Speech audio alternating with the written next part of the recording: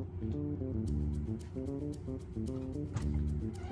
everybody, my name is Monet and I work here at Good Heart Hall in the Arts Office. And today I'm going to be giving you some behind the scenes action of our production Gruesome Playground Injuries written by Raheem Joseph. And we're going to be giving an interview to Akeem Davis, who is directing the show. So, come on.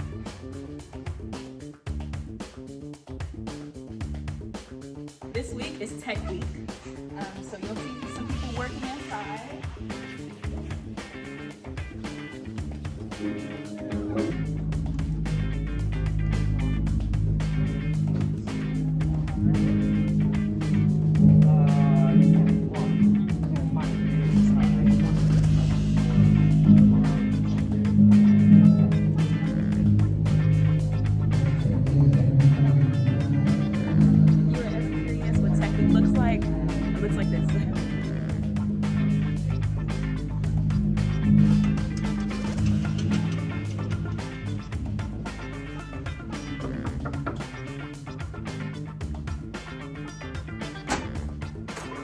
Hey. Hey.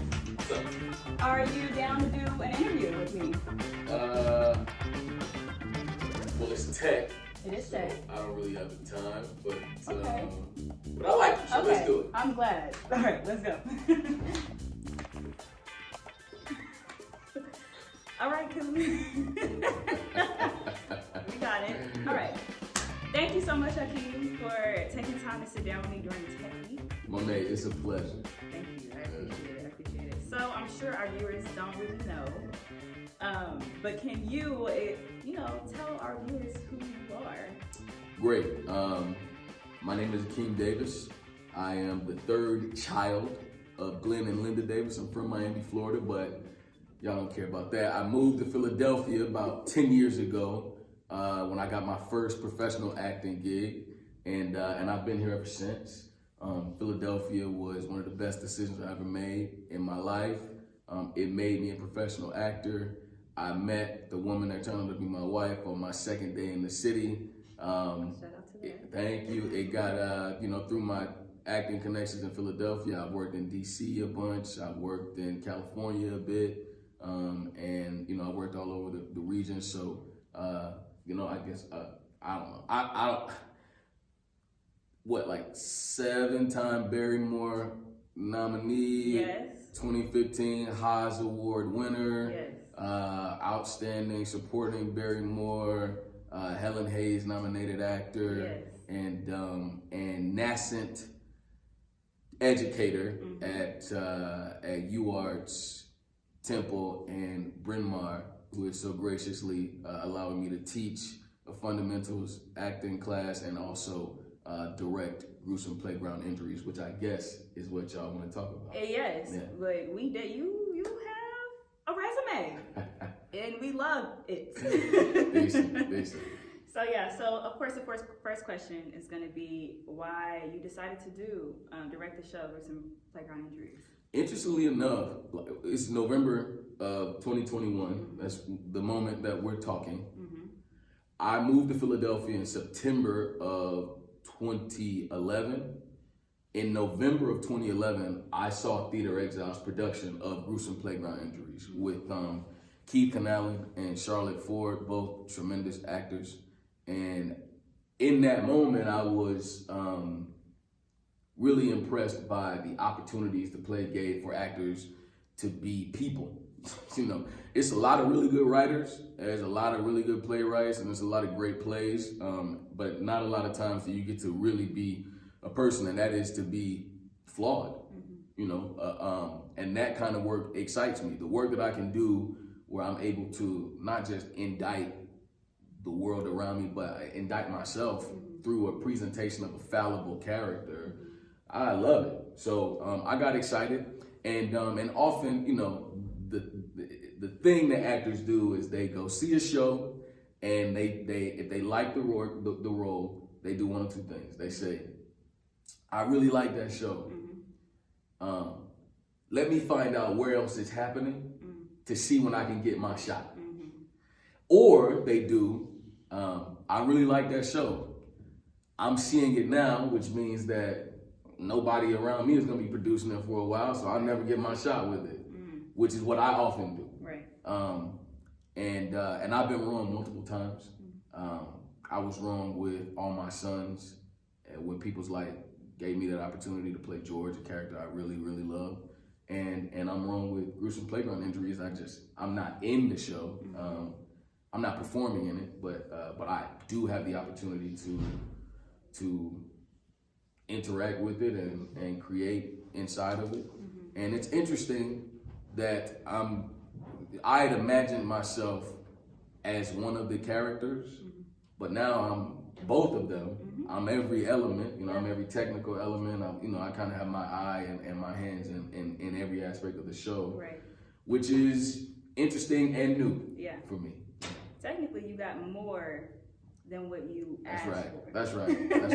Very true. I like what you said about, flawed plays and how this play, it really exposes the flawed characters. Yeah. And which is a reflection of us as flawed people. Yeah. Play's real. Yes. Very real. Play's real. Disclaimer. Yes. We have had to, the thing about being an actor, I think, is always being sure that you understand that for an audience to have a thorough conversation with all of the content, the themes, the elements of a play, you have to have the conversation first. And I have made the point to my actors that, hey, as an artist, you never want to sacrifice safety. I don't think an artist should ever be made to feel unsafe to do their job, but never prioritize comfort. A part of the artist's superpower is being able to revel and last in some of the unpleasant sensations that we have in life. And we do that to mine it, to deconstruct it, to open it up so that, the social experiment of theater can provide catharsis for folks. So those vicarious lessons can be presented and discussed on stage in a convention that is safe. My frat brother says his grandmother has this phrase, you ain't got to pay for all your lessons, you can borrow some of mine. And I think the theater kind of exists for us to borrow some lessons, and it's going to be a whole lot to borrow from it in Gruesome Playground Injuries, for sure. For sure. So can you tell our audience a little bit, well, first of all, the play definitely includes some talk around sexual assault and self-harm, the depictions and presentations and discussions of mental illness. Yes. There is abrasive language, and there also is potentially offensive and not potentially but disparaging language, and so fallible characters. Yes. Yeah. So with all of that, how are you as the director taking care or making your actors feel safe, and also gearing up for opening the audience? Yeah. Of course, not comfortable. Yeah. But safe. It's interesting. I am directing this show, but I'm an actor, and so my heart goes out to actors. I love actors, and what I've tried to let my students know is that I believe actors, artists in general, have agency in all situations. I also think that theater should be relevant to who it's being made by and who it's being made for. Right. And so we have to deal with depictions of trauma, of self-harm, of sexual assault. We have to deal with abrasive, offensive language. And that gives us an opportunity to engage with those subjects, not just, in a performance where people, hopefully will clap at the end, but to be able to use our platform to promote resources, information. There's ways that, I personally have learn how to think about and talk about these subjects differently. Yeah. You know, the theater should be something that edifies everyone, you know, and so so we have taken to, you know, I have my some senior members of my cast. The cast is drafting a cast statement about the content and the language that we're going to put in the atrium. So people have to engage with the cast perspective about the process. You know, you and I and the department are working on creating the most articulate know before you go page, so people are not blindsided by presentations. We are making sure to put a very thorough insert into the program. We'll also be making, you know, content warnings before the performance, every performance. And then on top of that, you know, one of the great things about producing theater is your circle of collaborators gets to be very, very large. Yeah. You know, people think about the actors on stage, but they rarely think about the sound designer or the set designer or the lighting designer or the PR or the PR. There are people on the other side of this interview making it happen. The production team, the department itself, and so. To what we welcomed in folks from the Institute on Disability at Temple to help us have conversations about language. We welcomed in, and you did this, made this connection with Reggie Johnson at the council. Reggie Jones. We gotta edit that. And you did this. You connected me with Reggie Jones at the counseling center at Bryn Mawr, and we're also in touch with the Center for Creative Works in Ardmore. And so now we have some talkbacks on the books. On the 20th, we're gonna have a talkback with Reggie about the depiction of mental health and some of the psychology that goes behind the behavior of some of the characters.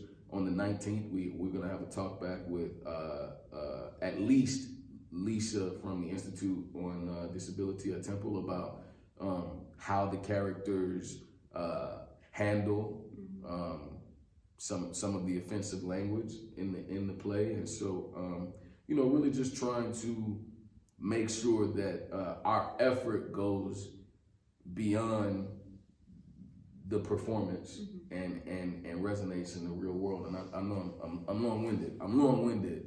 So I'm sure they appreciate it. I hope so, because if you don't, this is the torture that my actors had to go through for 2 months. So you know, God bless them. But I'll say this, and you and I have talked about this a little bit, and I said this to my cast. This is that piece about an artist agency. You take a stick of butter. You bite into a stick of butter. It's disgusting. You take an egg. You crack an egg open, and you just slurp a raw egg. Good source of protein, but it's disgusting. You grab you stick your hand in a bag of flour, and you grab a handful of flour, and you just walk around munching on flour all day. It's disgusting. Some of these things, probably at least one of these things, is gonna make you gag. Maybe even make you regurgitate. Right? Yeah. But you need all of those to bake a cake. We love cake.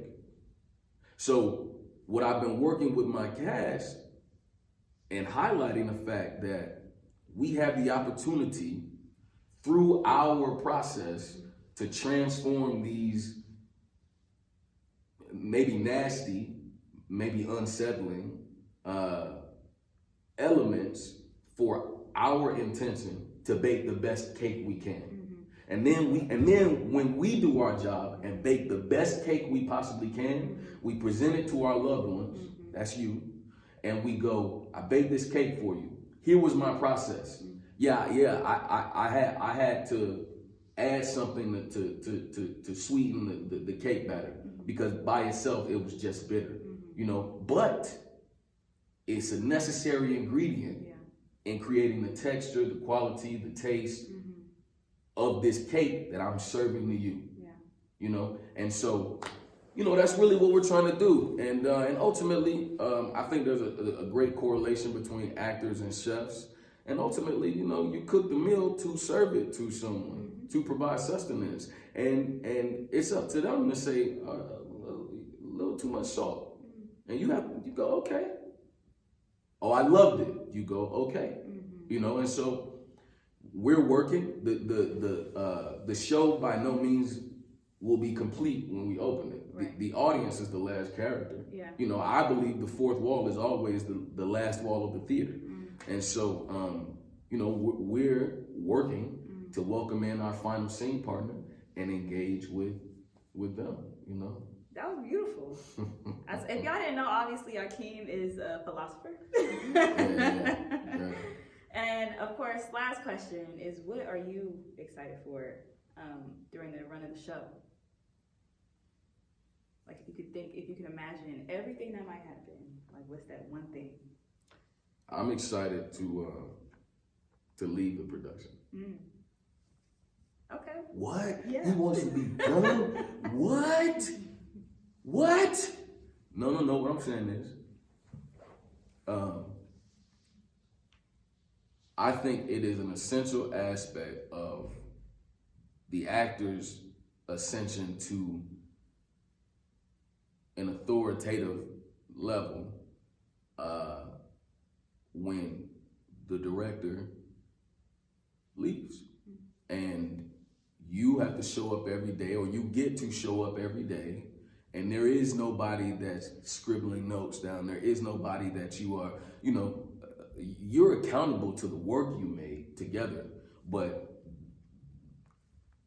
the director's ability to lord over you usually goes away.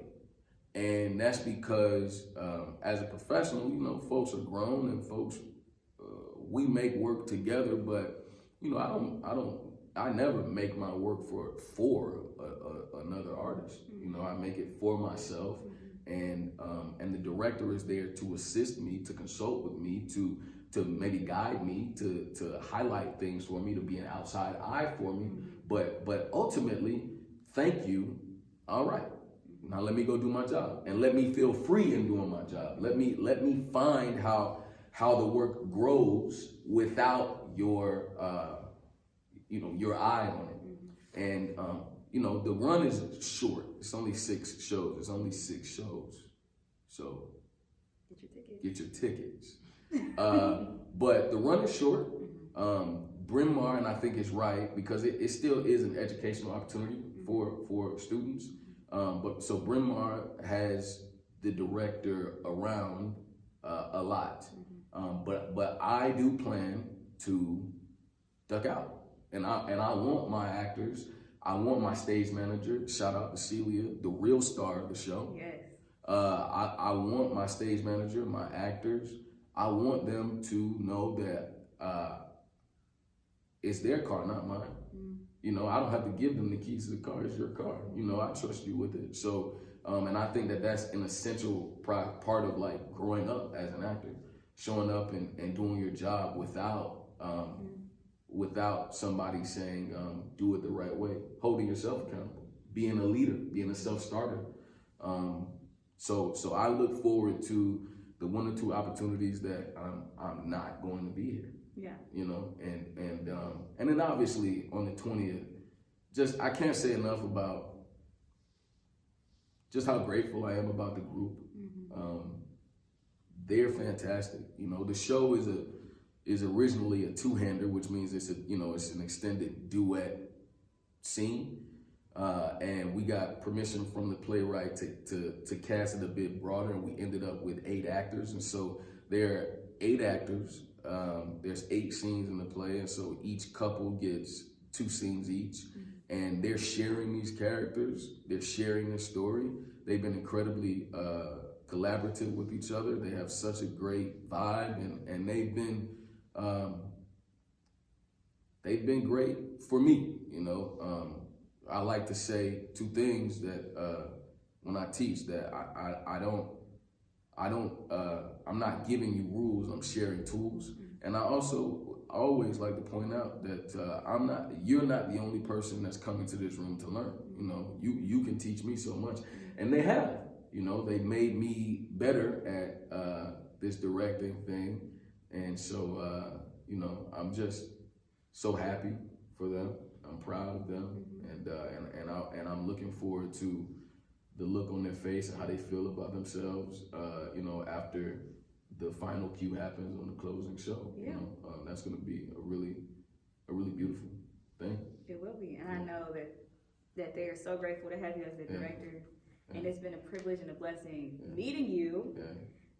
Well, tell them to come to rehearsal on time then. Well. Huh? No, I'm joking. Well, thank you for doing this interview with me. Pleasure. And if you haven't gotten your tickets yet, why are you waiting? What you waiting on? do that. What? And you can do that by going on Bryn Mawr College's theater productions page and get your tickets. It's free. It's free. It's free. It's free. You heard Akeem. It's free. Love y'all. Bye.